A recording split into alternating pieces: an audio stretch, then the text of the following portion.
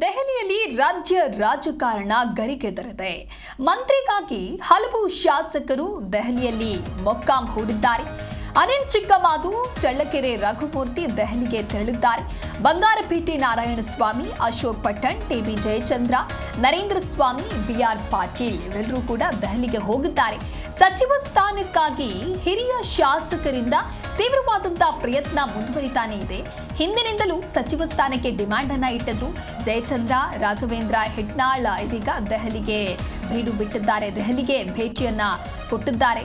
ಒಟ್ಟಾರೆಯಾಗಿ ರಾಜ್ಯ ಕಾಂಗ್ರೆಸ್ ಅಂತ ಬಂದಾಗ ಸಚಿವ ಸಂಪುಟ ಪುನರಚನೆಯ ಕುರಿತಂತೆಯೂ ಕೂಡ ಆಗಾಗ ಚರ್ಚೆಗಳು ಮುನ್ನೆಲೆಗೆ ಬರ್ತಾ ಇತ್ತು.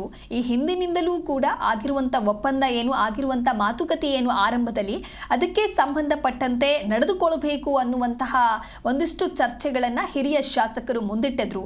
ಸಿಎಂ ಹಾಗೆ ಡಿಸಿಎಂಗೆ ಹೈಕಮಾಂಡ್ ಬುಲಾವ್ ಹಿನ್ನೆಲೆಯಲ್ಲಿ ಸಚಿವಾಕಾಂಕ್ಷಿಗಳ ಚಟುವಟಿಕೆಯೂ ಕೂಡ ಒಂದು ರೀತಿ ಗರಿಗೆದರಿದೆ. CM Siddaramaiah, DCM DK Shivakumar ಇರುವಂತಹ ಲೆಕ್ಕಾಚಾರನೇ ಬೇರೆ, ಆದರೆ ಶಾಸಕರಿಗೆ ಇರುವಂತಹ ಕೆಲವು ಲೆಕ್ಕಾಚಾರವೂ ಕೂಡ ಬೇರೆಯಾಗಿದೆ. ನಾಯಕತ್ವ ಚರ್ಚೆ ಆಗ್ಲಿ ಬಿಡಲಿ, ಸಚಿವ ಸಂಪುಟ ಪುನರಚನೆಗೆ ಅವಕಾಶವನ್ನ ಕೊಡ್ತಾರೆ ಅನ್ನುವಂಥ ಲೆಕ್ಕಾಚಾರದಲ್ಲಿ ಕೆಲವೊಂದಿಷ್ಟು ಜನ ಸಚಿವರಿದ್ದಾರೆ. ಒಟ್ಟಾರೆಯಾಗಿ ಸಂಪುಟ ಪುನರಚನೆಗೆ ಹೈಕಮಾಂಡ್ ಗ್ರೀನ್ ಸಿಗ್ನಲ್ ಕೊಡುವಂತ ಲೆಕ್ಕಾಚಾರದಲ್ಲಿದೆ. ಹೀಗಾಗಿ ಕೆಲವೊಂದಿಷ್ಟು ನಾಯಕರು ಕೂಡ ಇದೀಗ ದೆಹಲಿಗೆ ತೆರಳಿದ್ದಾರೆ.